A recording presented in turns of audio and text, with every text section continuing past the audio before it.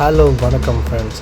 நம்ம பார்த்திங்கன்னா சிசேலுக்கு ஒரு வழியாக வந்தோம். அதுக்கப்புறம் இந்த வீடியோவும் போடவே இல்லை.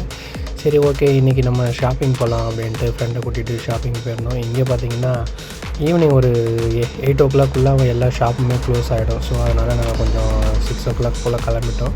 அதுக்குள்ளேயே பார்த்திங்கன்னா இங்கே ரொம்ப இருட்டாகவே இருந்துச்சு. ஏன்னா இங்கே கிளைமேட் அப்படி.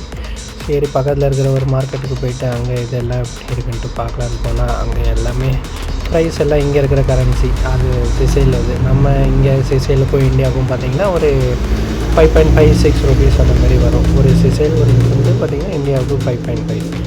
அதுக்கப்புறம் இங்கே இருக்கிற ரேட்டெல்லாம் பார்த்தா நான் அப்படியே ஷாக் ஆகிட்டேங்க. ரேட்டெல்லாம் சும்மா தாறுமாறு தக்காளி சோறுன்னு தாங்க இருந்துச்சு. ரொம்ப ஹெவி எல்லாமே. ஒரு கடையில் ஒரு ப்ராடக்ட் பார்த்திங்கன்னா ரேட்டு கம்மியாக இருக்கும். அதனால் ஒரு ஜாமான் வாங்குறதுக்காக நம்ம ஒரு கடைக்கு போக வேண்டிய சுச்சுவேஷனும் இருக்கும். நாங்களும் அப்படி தான் ஒரு கடையில் போய்ட்டு சோப்பு, சர்ப்பு, அப்புறம் கொஞ்சம் சுரைக்காயெல்லாம் வாங்கிட்டு அங்கே பார்த்திங்கன்னா 100 பில்லு வந்துடுச்சு. சரின்ட்டு அடுத்த கடையை தேடி நாங்கள் அப்படியே நடந்து போயிட்டு இருந்தோம். அங்கே போகிற வழியில் பார்த்தா ஒரு கோயில் இருந்துச்சுங்க. அது என்ன கோயில்னு தெரியல, ஆனால் கிட்டே போய் பார்த்தா தான் தெரியும்னு நினைக்கிறேன். கோயிலுக்கு முன்னாடியே ஒரு மார்க்கெட்டு இருந்துச்சு. அந்த மார்க்கெட்டுக்கு போயிட்டு பார்க்கலான்ட்டு நாங்களும் போயிட்டு இருந்தோம். சரி, ஒரு வழியாக மார்க்கெட்டுக்கிட்ட வந்தாச்சு. மார்க்கெட்டை ஒட்டியே தாங்க கோயிலும் இருக்குது. கோயில் கொஞ்சம் பெரிய கோயில் மாரி தான் இருக்குது. ஆனால் என்ன கோயில்னு தெரியல, கிட்ட போய் பார்த்து தான் தெரியும். சரின்ட்டு மார்க்கெட்டுக்குள்ளே போனோம். மார்க்கெட்லாம் பார்க்குறதுக்கெலாம் நல்லா தாங்க இருந்துச்சு. ஆனால் ரேட்டை பார்க்குறதுக்கு தான் கொஞ்சம் இதாக இருந்தது. இங்கே பார்த்திங்கன்னா நம்ம தமிழ் ஆளுங்க தாங்க நிறைய பேர் இங்கே ஒர்க் பண்ணுறாங்க.